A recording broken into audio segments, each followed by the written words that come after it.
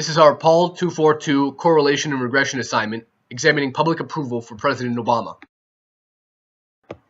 This study will aim to differentiate between notable American societal cleavages in an attempt to identify within-group patterns that may indicate support for President Obama.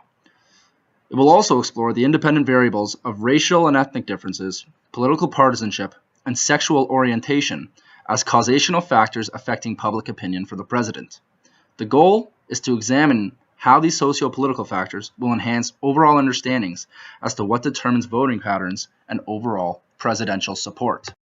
In analyzing our research question, we will be using the American National Elections Survey from 2012. Our dependent variable is a raw index created from multiple variables attributed to presidential duties.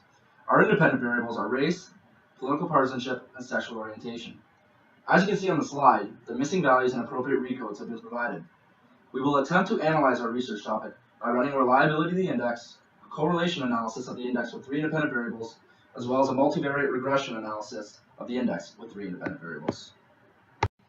Our rationale behind the research hypothesizes that socio-political differences across the American population will affect attitudes and the degree of approval for President Obama. Our independent variables consist of differences in race and ethnicity, political partisanship, and sexual orientation. We hypothesize that differences in each of these respective variables will impact approval ratings for President Obama. In using both correlation and multiple regression analyses, we should be able to garner a better understanding of both the relationship and how these independent variables affect attitudes towards the president, in accordance with the academic research. Within the table, the appropriate survey numbers are provided, as well as their respective questions. As you can see, the alpha scores are provided for each of the items, as well as the overall alpha scores and the standardized item alpha. These reliability scores indicate a strong relationship between the combined questions and therefore a desirable index. This table displays a frequency distribution of the index, as well as the appropriate univariate measures of central tendency and dispersion. This study draws on a number of peer-reviewed academic resources as a means to substantiate the contentions made within the hypotheses. We hypothesize that those who are African American will be more likely than others to approve of Barack Obama's political duties. Lydia Saad suggests that Obama's presidential victory in 2008 can be directly attributed to an extraordinarily high voting support from African Americans. Furthermore, Craig Burnett states that public approval among blacks for President Obama is considerably higher than President Clinton's approval among blacks. Our second hypothesis is that those who self-identify as Democrats will be more likely than others to approve of President Obama's political capabilities. Frank Newport suggests that despite faltering support for President Obama in 2011, he has not lost a disproportionate support amongst American liberals or Democrats.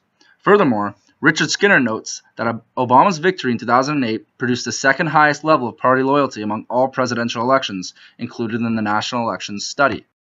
Our third and final hypothesis is that those who self-identify as homosexual will be more likely than others to approve of President Obama's proficiency in office.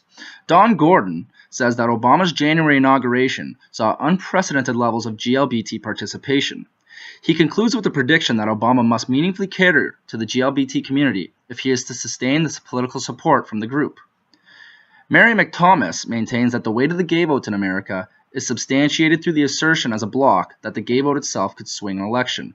The balance of the article serves to explain reasons why the Obama administration must cater to gay rights groups in order to maintain public approval. The following table displays the correlation matrix among presidential approval and our 3 socio-political variables. Some boxes remain empty, as they display the same data that is already provided between independent variables. We will discuss the implications of these findings later on in our research analysis.